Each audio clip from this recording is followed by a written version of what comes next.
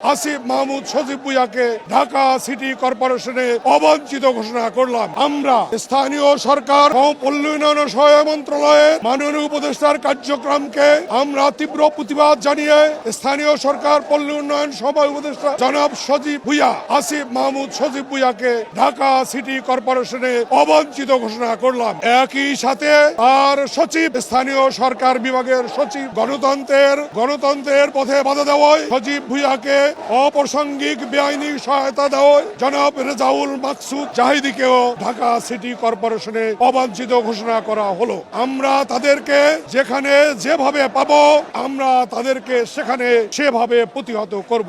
আপনারা সকলে ভালো থাকবেন। আমরা আগামী দিন আবার সকাল 10টায় এখানে সমবেত হব।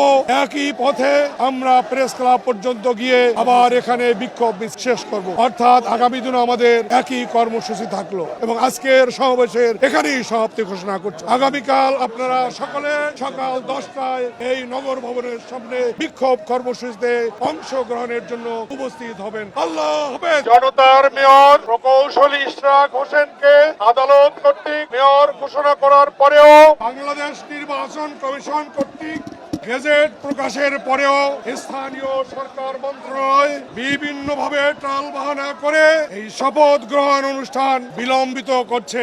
আমরা এই তাদের মন মানসিকতার ধিক্কার জানাই, প্রতিবাদ জানাই। প্রিয় ঢাকাবাসী, গত জুলাই ছাত্র জনতার বিপ্লবে একটি পূর্ণ গণতান্ত্রিক বাংলাদেশ, বৈষম্যহীন বাংলাদেশ গড়ে উঠবে, এটাই ছিল দেশের মানুষের আশা প্রত্যাশা। কিন্তু দেখা যাচ্ছে প্রফেসর ইউনূস বর্তমান অন্তর্বর্তীকালীন সরকারের প্রধান উপদেষ্টা দিন রাত আপামর পরিশ্রম করে তিনি দেশকে একটি উন্নয়নের পর্যায়ে আনতে চেষ্টা করছেন, কিন্তু তার পাশে শেখ হাসিনার ফ্যাসিস্ট দোসররা রয়ে গেছে। তাদের আমরা তাড়াতে পারি নাই। ইভেন উপদেষ্টা মন্ডলীর ভিতরে কতিপয় উপদেষ্টা, সম্মানিত উপদেষ্টা, তারা বিভিন্ন ধরনের দুর্নীতিতে জড়িয়ে পড়েছেন।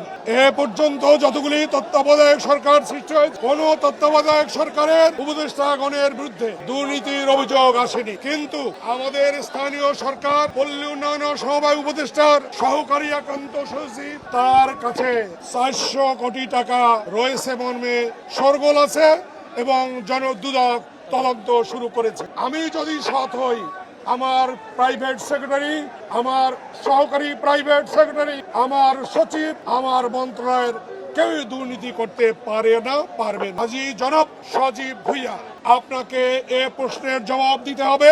আপনি আপনার এপিএস মোয়াজ্জেম কি করে 400 কোটি টাকার মালিক হলো? ঘটনাটি এরকম, শেখ হাসিনা একদিন গণভবনে বলেছিল আমার পিয়নের কাছেও 400 কোটি টাকা আছে, কিন্তু সাংবাদিক ভাইয়েরা তাকে ফ্যাসিস্টকে প্রশ্ন করতে পারেনি যে কিভাবে আপনার পিয়ন, আপনার কাজের লোক 400 কোটি টাকার মালিক হলো। বাক স্বাধীনতা ছিল না, যার জন্য মিডিয়া এ ব্যাপারে খোঁজ খবর নিতে পারে নাই। আমরা মাননীয় প্রধান উপদেষ্টার নলেজে নিতে চাই, দৃষ্টিতে নিতে চাই, দেশে যে গণতন্ত্রের গলা টিপে ধরা হচ্ছে, জনগণের ম্যান্ডেট নেওয়া জনপ্রতিনিধি শপথ নিতে পারছে না, আদালতের রায় ভুল উন্ডিত হচ্ছে, সরকারি গেজেটকে বিত শ্রদ্ধা করা হচ্ছে, বৃন্দাগুলি দেখানো হচ্ছে।